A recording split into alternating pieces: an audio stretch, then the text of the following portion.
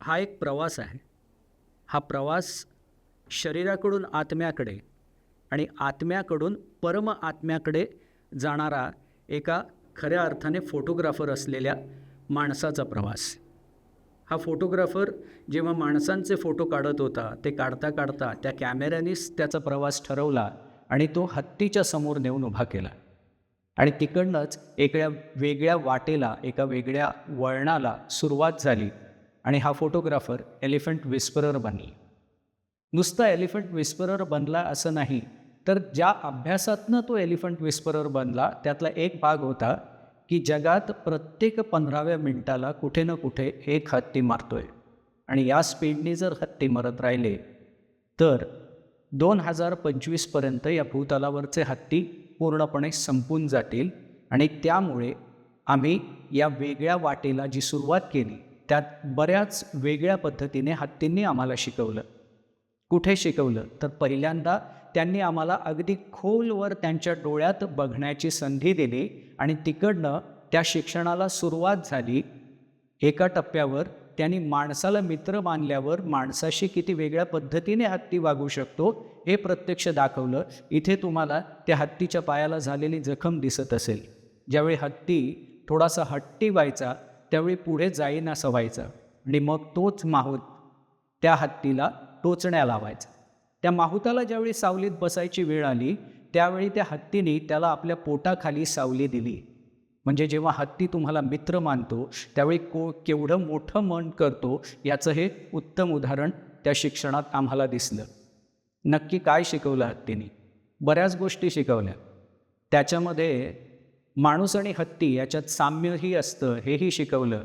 आणि एक पाऊल पुढे जाऊन त्यांनी हेही शिकवलं की माणूस असो किंवा हत्ती असो, बायकाच जास्त बोलतात आणि पुरुषांचा संवाद हा शांत असतो. त्यांनी हे जंगल आम्हाला वेगळ्या पद्धतीने बघायला शिकवलं. दिसणाऱ्याला हा डोंगर दिसेल, त्याच्यात झाडं दिसतील, कुठेतरी पाणी दिसेल, पण त्या हत्तीने मला शिकवलं की हे त्यांचं घर आहे आणि या घरात ते राहतात. ह्याच्याशिवाय त्यांना दुसरा कुठलाही पर्याय नाही. अगदी छोटे छोटे त्यांच्या शेणाचे जे गोळे असतात ते नेऊन कुठेतरी हे डंग बीटल्स जमिनीखाली खातात आणि त्या गोळ्यांमध्ये जर एखादी बी असेल तर ती बी त्या ठिकाणी तशीच राहते. पावसाचं पाणी मिळालं तर त्याच्यातनं झाड जन्माला येतं. इतक्या वेगळ्या पद्धतीने हत्तीने आमच्यासमोर हा निसर्ग उभा केला. हत्तीला जंगलात कोणीच शत्रू नसतो आणि जे असतात ते मित्र असतात. त्याला को एक्झिस्टन्स या विषयावरती पूर्ण विश्वास असतो. हा दिसतोय तो हत्ती, हा खरसेल, हा आंधळा होता. त्याच्याबरोबर बराच काळ काम करणाऱ्या लोकांना तो आंधळा आहे हे माहीत नव्हतं. तो ज्यावेळी गावाच्या बाहेरनं जंगलाच्या वाटेकडे चालला होता त्यावेळी हत्ती आला असा गलका झाला. कुणीतरी त्याला दगड मारला, कुणीतरी त्याच्यावरती फटाका फोडला आणि तो चिडला. चिडल्यानंतर त्यांनी फक्त सोंड फिरवली आणि त्या तडाख्यात जेवढे सापडले ते सगळे देवाघरी गेले. मग वन खात्याला त्याला पकडावं लागलं. पकडून आणल्यानंतर त्याला एके ठिकाणी बांधावं लागलं. त्या हत्तीला शांत करण्याच्या प्रोसेसमध्ये अगदीच 4 दिवसात हातात काठी न घेता किंवा त्याच्यावर न ओरडता त्याला शांत करून आम्ही जंगलात 4थ्या दिवशी घेऊन गेलो. आंधळ्यांचा डोळसपणा आणि डोळसांचा आंधळेपणा किती असतो याचं हा फोटो उत्तम उदाहरण आहे. कारण हा आमचा खरसेल आंधळा होता, पण मी ज्यावेळी चुकीच्या रस्त्याला गेलो डाव्या बाजूला त्यावेळी तुझ्या समोरची पायवाट तुला घ्यायची आहे हे त्यांनी मला सांगितलं. इतकं चांगल्या पद्धतीने हत्तीला हत्तीचं घर माहिती असतं. मग नक्की रिअल क्रायसिस काय आहे? अडचणी येतात कुठे?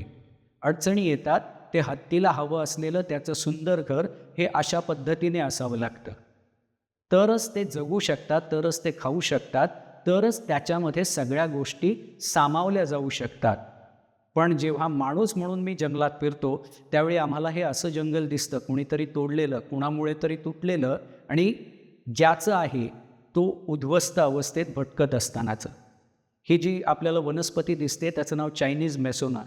चायनीज मेसोना जंगल वाढू देत नाही, इतकं दाट असतं आणि त्यामुळे एखादा माळरान उघडा पडला आणि त्याच्यावर चायनीज मेसोना जर वाढलं तर हत्ती आपलं एडिबल फॉरेस्ट गमावतो आणि एडिबल फॉरेस्ट गमावल्यानंतर तो पूर्णपणे अवलंबून असतो ते माणसानी माणसासाठी लावलेल्या शेतीवर. हत्तीला एवढंच माहिती आहे की ती खाण्याची गोष्ट आहे, माणूसही ती खातोच आणि मग ते त्या खाण्यासाठी येतात.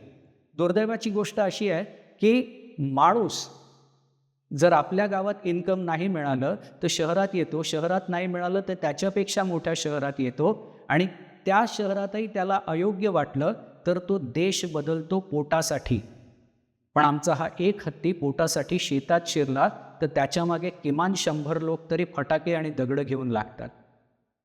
तेही एक लिव्हिंग बिंग्स आहेत हे मान्य करण्याची ही फार मोठी गरज आहे. मग त्यावेळी ते ज्या ट्रॉमामध्ये जातात त्या ट्रॉमामधनं सुद्धा आम्हाला त्यांना बाहेर काढावं लागतं. त्यांच्या एकलकोंडेपणातनं त्यांना बाहेर काढावं लागतं. जर कळपापासनं पिल्लू किंवा एखादा हत्ती हा दुरावला गेला तर त्याच्या जगण्याच्या शक्यता 50% येतात. त्यांच्याबरोबर काम करून आम्हाला त्या जगण्याच्या शक्यता पुन्हा 100% आणाव्या लागतात. काही वेळेला वेगवेगळे एन्काउंटर्स आम्हाला फेस करायला लागतात. त्यामध्ये ही आमची मंगला. ही पूर्ण व्याकुळ करणारी घटना आम्हाला फेस करायला लागली होती. झालं असं होतं की दुर्दैवाने तिचं पिल्लू वारलं. जगातला सगळ्यात मोठा गेस्टेशन पिरियड हा हत्तीचा असतो, 22 महिने. पिल्लू प्रत्यक्ष दिसायच्या आधी 22 महिने आई त्याच्याशी एकरूप झालेली असते आणि अशा वेळेला त्याचं जाणं तिला फार धक्का देणारं होतं. तिने अन्न सोडलं. तिने अन्न सोडल्यावर मॅट्रियार्कनी आपले प्रयत्न केले पण ते कुठेतरी कमी पडले. मग आम्हाला जायला सांगितलं, तिच्याशी बराच गप्पा मारला, बराच बोलणं केलं आणि त्याच्यानंतर लक्षात आलं की तिला आता बोलायचं आहे, मोकळं व्हायचं आहे. ती सोंडेनी सारखं सारखं मला स्पर्श करत होती आणि तो स्पर्श करत असताना तिच्या भावना बोलून दाखवत होती. जवळ असलेली गर्दी कमी केली आणि आमची ही मंगला पाण्यात थोडी मागे सरकून उभी राहिली. जसा मी 2 पावलं पुढे गेलो तसं त्या मंगलाने तिचं डोकं माझ्यासमोर ठेवलं आणि आत्ता मी माझं बाळ गमावलं आहे आणि त्याला मी परत कधीच बघू शकणार नाही हे तिने देहबोलीतून बोलून दाखवलं. कुठेतरी तिला कन्व्हिन्स करायला आम्ही यशस्वी झालो आणि माझ्या डोक्याला सोंडेने स्पर्श करून तिने हे सांगितलं की आता मी पुन्हा नवीन जन्म घेणार आहे, पुन्हा नवीन प्रवास चालू करणार आहे आणि आता मी खाणार आहे. या घटनेनंतर तिने खायलाही छान सुरुवात केली. इतकंच नाही, काय काय वेळेला आपण मित्रांना भेटल्यावर जसं शेक हँड करतो, नवीन माणसाला भेटल्यावर शेक हँड करतो, तसंच हे पिल्लू मला भेटल्यावर लेगशेक करायचं. इतक्या वेगळ्या पद्धतीने तुमच्या समोर येणं आणि तुम्हाला आपलंसं करणं हे फक्त प्राणीच करू शकतात. कारण त्यांना काही कमवायचं नसतं, त्यांना जगायचं असतं. हत्तीकडनं जर काही शिकलो असेल मोठं तर ते जगणं. हा आमचा सिद्धा.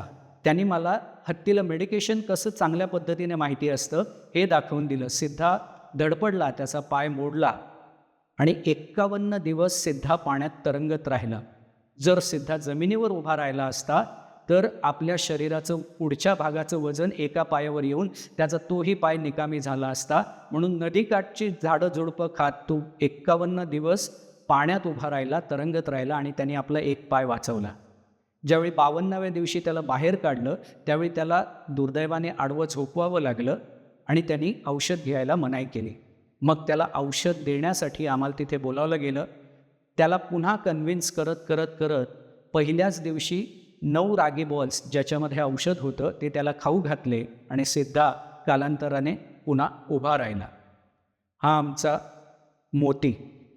मोतीचं जे ॲग्रेशन होतं ते ग्रेड 4चं ॲग्रेशन होतं. त्याला असं लांबनं भरवलं जायचं, त्याच्याजवळ जाऊन भरवण्याचं लोकांना भीती वाटत होती. त्यावेळी त्याच्याबद्दलची सगळी माहिती घेतली. हत्ती हा रेसिप्रोकेट करत असतो ते तुमच्या वागण्याला. तुम्ही त्याच्याशी कसं वागताय, त्याच्याबरोबर काय घडतंय ह्याचं त्याला पूर्ण ज्ञान असतं. अगदी दुपारी त्यांनी माझ्याशी अशा पद्धतीने पहिल्यांदा संवाद साधला आणि तिकडनं नव्या वळणाला सुरुवात झाली. त्यांनी आमचं ऐकायला सुरुवात केली आणि आम्ही त्याला समजून घ्यायला सुरुवात केली.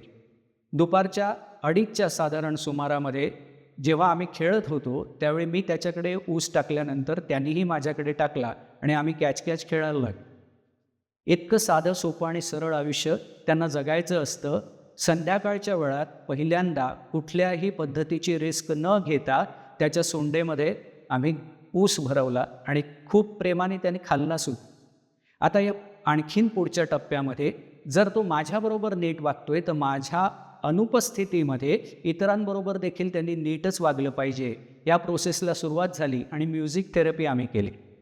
या म्युझिक थेरपीला त्या मोठीने तितकाच चांगला आणि सकारात्मक प्रतिसाद दिला. हत्तीने एक गोष्ट छान शिकवली आम्हाला. There is no need to control the elephant. If you understand them that is more enough. You just need to understand the elephant.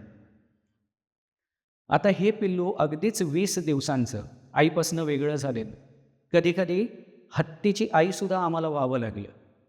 आईचं दूध पिताना हत्तीच्या पिल्लाच्या डोळ्यासमोर काळोखी येते, अंधारा भाग येतो आणि हा अंधारा भाग, हा अंधारा कोपरा म्हणजे माझी आई असेल असं समजून त्या कोपऱ्यात जाऊन ते दूध पिण्याचा प्रयत्न करत असे.